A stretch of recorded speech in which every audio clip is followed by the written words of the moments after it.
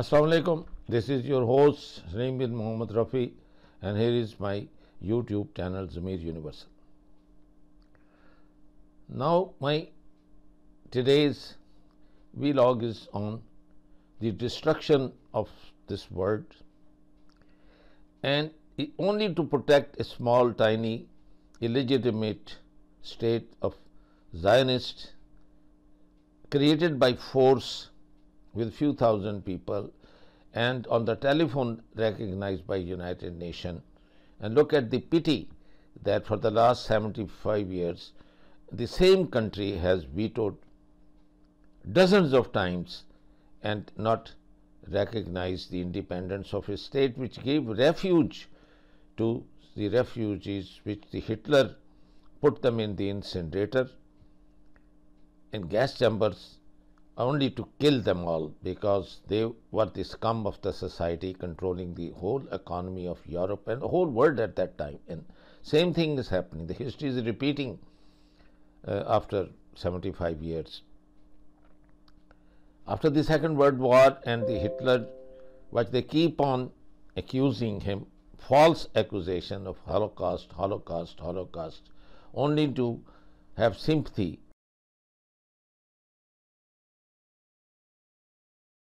and also grab the money from Germany, because the Adolf Hitler was, although Austrian, but German, raised in German, and controlled a party there. And like Netanyahu, he was stubborn as a mule. So we have another mule, much worse than Hitler. And in fact, we have a third mule, who is a tea vendor in India, Narendra Modi, a killer of, butcher of Gujarat, when he was the chief minister in 2002. So when this world is full of these butchers, when it's full of these Hitlers, and here I am using the word Hitler only from the deeds, not by name. So you see one person who recognizes that parliament or Knesset, where you don't have equal rights for people who vote, with 6 million Arabs living there, how come always the Prime Minister is a Zionist and never an Arab? Why can't in like Lebanon, if they really say they talk nonsense or rubbish that it's only democracy, it's not a democracy in the world. It's not even aristocracy. It is not even, you can call it dictatorship. It is worse than, I think, North Korea. It is worse than any worst place on earth, even like in Tibet or Rohingya, or any other, the cruelest part of the world in Africa, where the killing and genocide and ethnic cleansing has been a continuous process.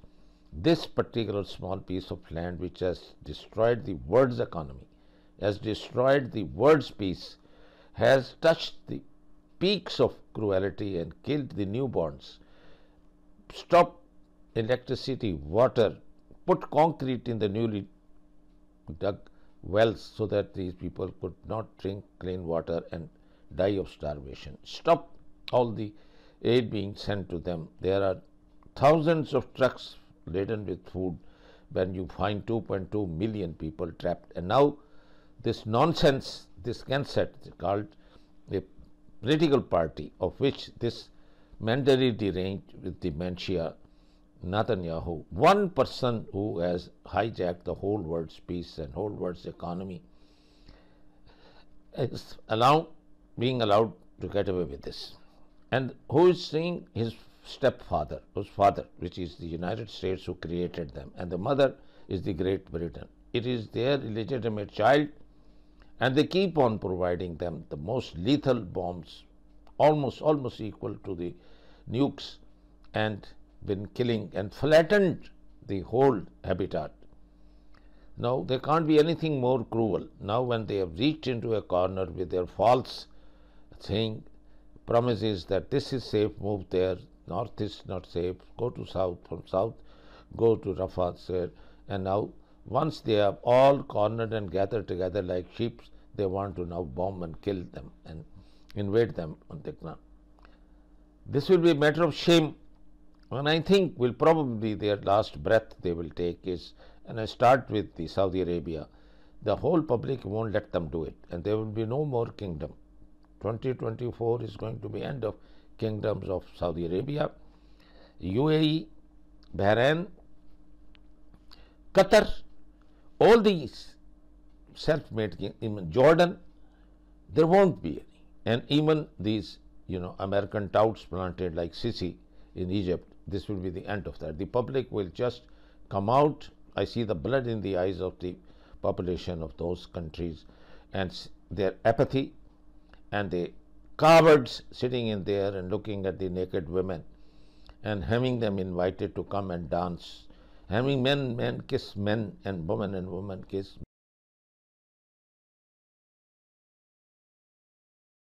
Pressure is mounting on Biden to strike the Houthi, but this could mean war in Yemen, Syria, Lebanon, Iraq, and Iran.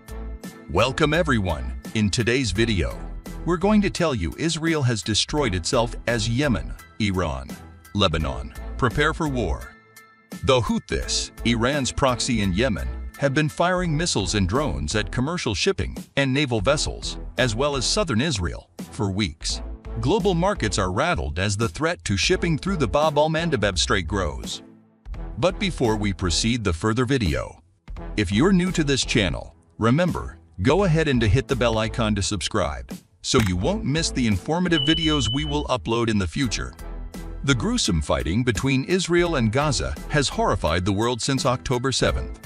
However, the war has the potential to escalate significantly.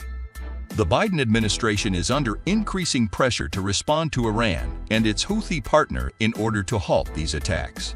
Proponents of a strong response believe that it will deter a larger conflict. However, if the United States goes too far, it risks entering a war that it desperately needs to avoid. The horror of the conflict between Israel and Gaza is bad enough, but a larger conflagration would be disastrous for the U.S., Israel, and the people of the region. A broader conflict could involve Yemen, Syria, Lebanon, Iraq, Israel, and Iran itself. It would occur at an already precarious time in global security, when the United States is struggling to provide more aid to Ukraine and managing rising tensions in East Asia, over Taiwan and the South China Sea. Regional and global consequences would be unavoidable and could last decades, plunging the U.S. back into large-scale Middle East conflicts that it cannot afford. Since Hamas's attack on October 7, a regional war has been narrowly avoided. Iran, which has long provided financial and political support to Hamas, has allowed its proxies in Iraq, Syria, and Lebanon to attack us and Israeli targets. The United States and Israel have retaliated against Iran's proxies, and in at least one case, against Iranian forces themselves. Fortunately, these low-level attacks have not escalated into a larger conflict between Iran, Israel, and the United States. The two US aircraft carriers stationed off Israel's coast appear to have helped deter Hezbollah from launching large-scale attacks from the north. Meanwhile, the Biden administration has limited Israel's ability to conduct full-scale operations in Lebanon. Unfortunately, continued Houthi harassment of Red Sea shipping raises the risk of escalating the conflict. The Houthis are a radical insurgent group that controls a large portion of Yemen, including its capital. They are extremely hostile to Israel, Saudi Arabia, and the United States. Since October, Houthi forces have attacked ships passing through the Red Sea with drones and cruise missiles. In November, they hijacked a commercial vessel and kidnapped the crew. The U.S. Navy has shot down dozens of these missiles and drones, but it cannot intercept everything the Houthis launch indefinitely. Some analysts warn that the principle of free navigation could be jeopardized. More concerning are the immediate economic costs to global shipping and oil prices, especially since inflation appears to have been brought under control. The precise magnitude of the economic damage is difficult to predict, but real damage may occur and will most likely increase over time as more vessels are rerouted.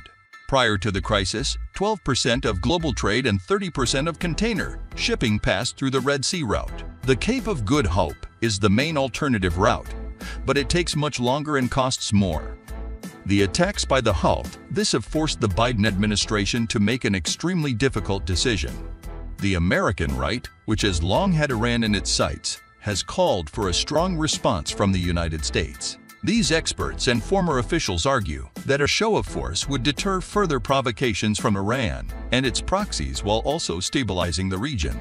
Former Trump National Security Advisor John Bolton recently claimed that Biden was failing to establish even minimal deterrence and advocated for more extensive strikes, including direct attacks on Iran. This would be a huge gamble.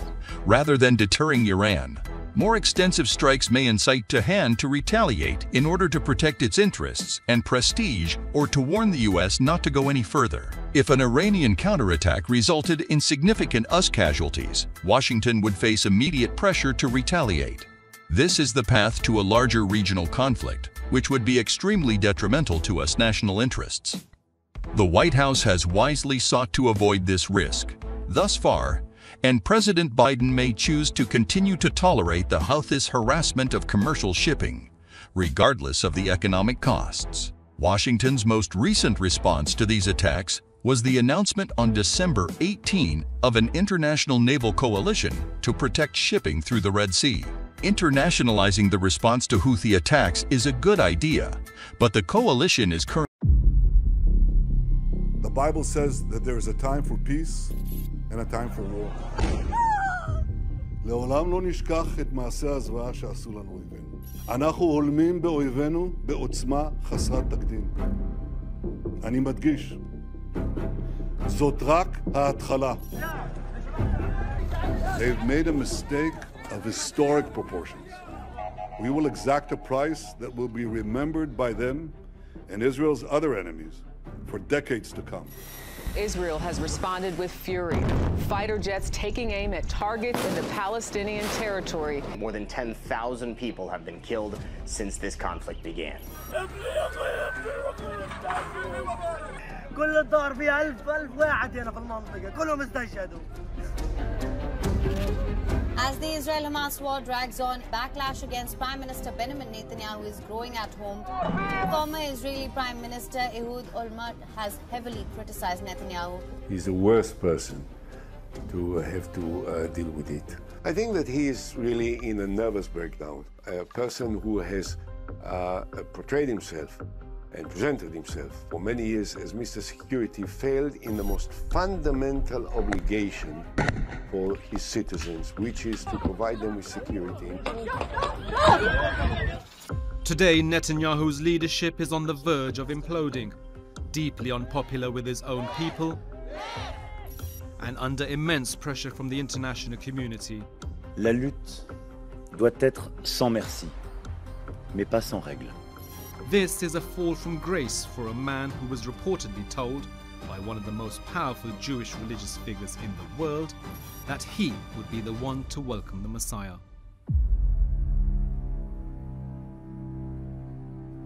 Those quote-unquote lost Jews back into Judaism. So Chabad has its own rabbis and emissaries appointed all around the world. It is a global movement. Headquartered in Brooklyn, the Chabad movement has a presence in every state in America and in over 100 countries around the world, with a particularly high focus in Europe and in Israel. It has hundreds of thousands of followers and runs synagogues, schools, drug rehabilitation centers, and care homes. On the face of it, the movement has been for the betterment of Jews around the world. But according to one analyst, its modus operandi has provided a template for a terror group. We have good reasons to believe that Fatah got inspired from the Chabad movement. One of the high-ranking members of the Fatah movement was praising the Chabad movement in the sense that the Chabad used to send its emissaries and rabbis all around the world, just like Fatah was doing, sending out teachers to Central Asia and to Africa and to other parts of the world. For over 40 years, the charismatic Rebbe led the movement. His $1 donations, including to Netanyahu, came with a blessing to his followers and a reminder to give to those less fortunate. A couple of years after this meeting, the Rebbe reportedly told a young Netanyahu that he would one day become Prime Minister.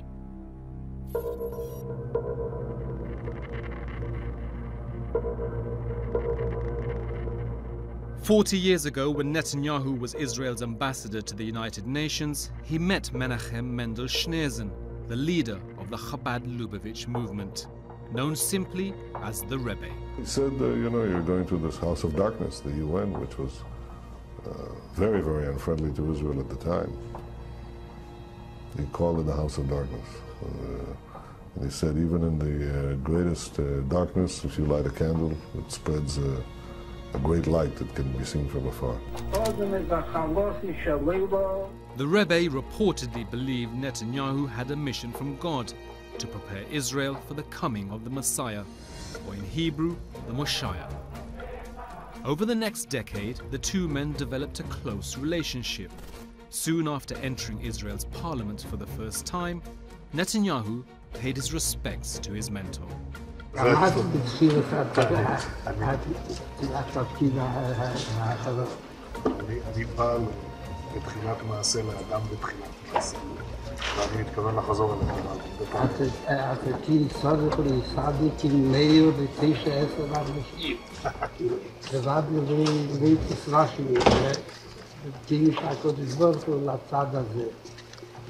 then, Netanyahu was probably the only ally that he could work with in Israeli politics. He obviously people was evil people, and they try to take away Jewish people from God, to divide them from God and to take them away from God. He's doing the same thing what Amalek has done.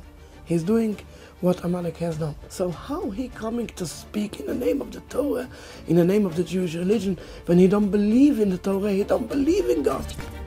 Benjamin Netanyahu is known to be a secular Jew, but he certainly saw the value in being associated with the Rebbe, whose presence is still felt in Israel even 30 years after his death.